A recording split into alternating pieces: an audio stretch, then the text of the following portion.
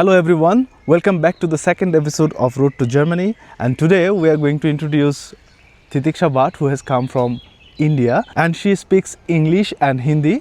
So today's video is going to be mix of English and Hindi. I think you will enjoy this video. You can know so many information about Germany, coming to Germany from her and her own experience. Stay with Titiksha Bhatt, and I'm going to take a leave now.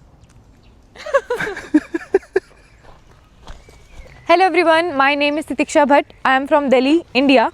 I came to Germany on 26th of April for my Masters in Global Management at Hof University of Applied Sciences. I completed my graduation in 2023. मेरा college से ही selection हुआ था, so I started working in a company.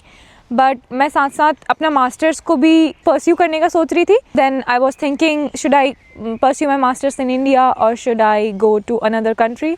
I remembered I did some German language course in my school. Eventually I started thinking कि मैं German language करती हूँ. I started taking the German language course. Then धीरे धीरे मेरा Germany का plan बना.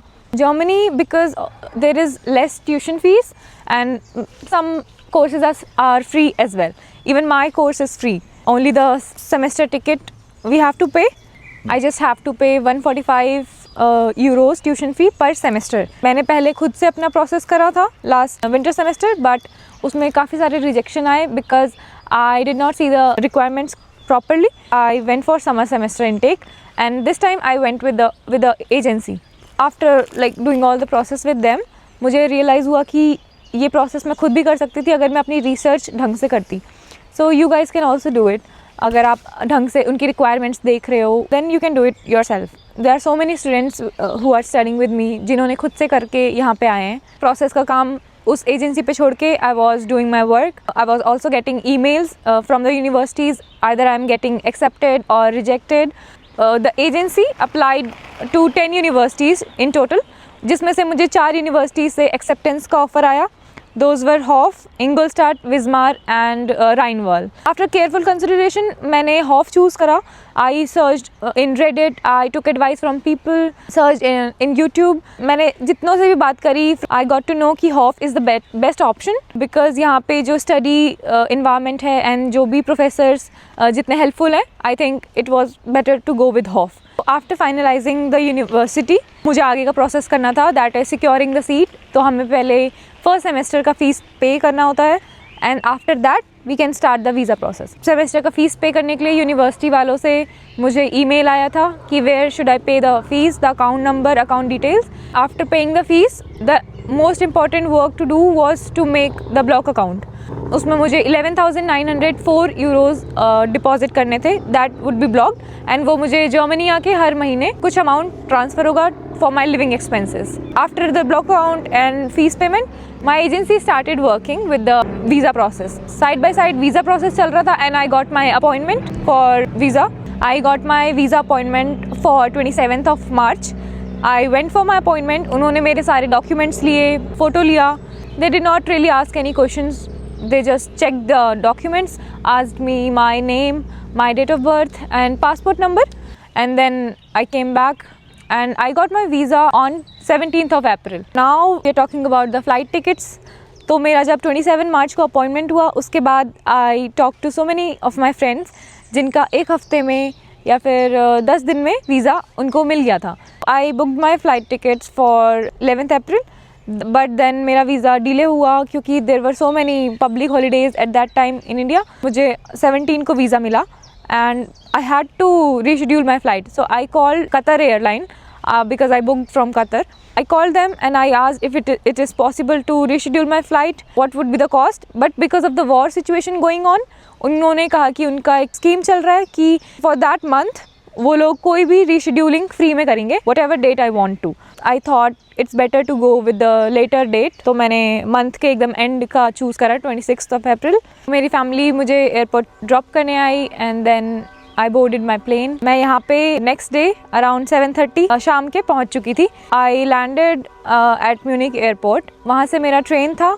It takes around 5 hours to come to Hof from Munich, but there were 2 transfer of trains. And मैंने अपना Bayern ticket day pass, which is called day pass in Germany, वो खरीदा हुआ था.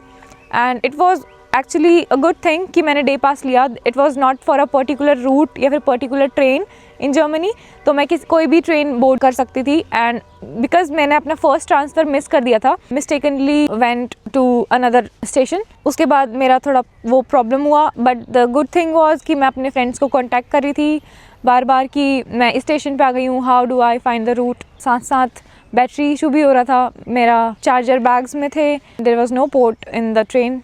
फाइनली मैं रात के 11:30 बजे हॉफ ट्रेन स्टेशन पे आ चुकी थी. आफ्टर मीटिंग माई फ्रेंड्स, वो सब मुझे मेरे अपार्टमेंट छोड़ने आए.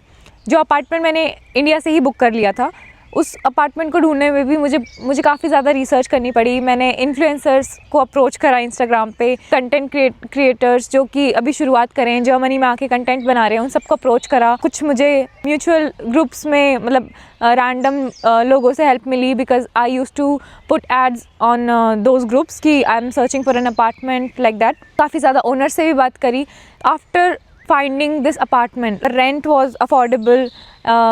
The rent here I'm paying is 324 euros and the deposit I paid was 500 euros. It is way cheaper than the other accommodation which I was getting for 370 euros, 375, 400 euros like that. It is a shared apartment with other two people.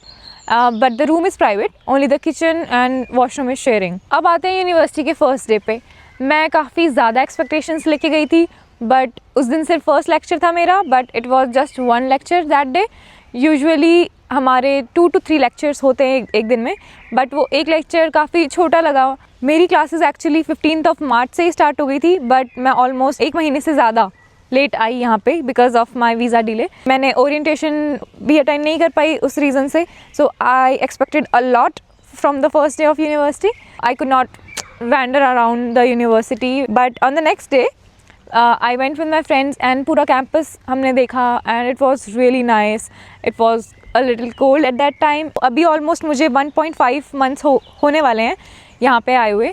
जो भी paper work था, like एक्सपेट्रियो account activate कराना, health insurance activate कराना, bank account बनाना, tax ID, security number, ये सब करना, I did all that. मेरा paper work अभी ऑलमोस्ट ख़त्म हुआ है. अभी मेरा मेन काम है जॉब ढूंढना. सेमेस्टर के प्रेशर की वजह से अभी, क्योंकि एग्ज़ाम्स भी आने वाले हैं, I am taking a break for now, but after 2 months I will start searching and I hope I get one at that time, because यहाँ पे एक्सपेंसेस निकालना is really important for a student, because after a year we will require more funds, so it's better to get a job as soon as possible. People here usually do odd job student work as well. I have applied for some university student assistant jobs. Also I am searching side by side on other platforms. Let's see if I get odd job or the student working job. I hope you guys have seen the whole video and आपको कुछ insights मिले होंगे. जो लोग already Germany में हैं, you guys can give me suggestion और you can help the people who are seeking advice, who are planning to come to Germany. And जो लोग अभी प्लान कर रहे हैं, आई होप आपको इस वीडियो से कुछ इन्फॉर्मेशन मिली होगी, या फिर क्या चीज़ें मैंने गलत करी वो आप ठीक कर सकते हो. आई होप आपका प्रोसेस काफ़ी स्मूथ रहे and good luck for your future.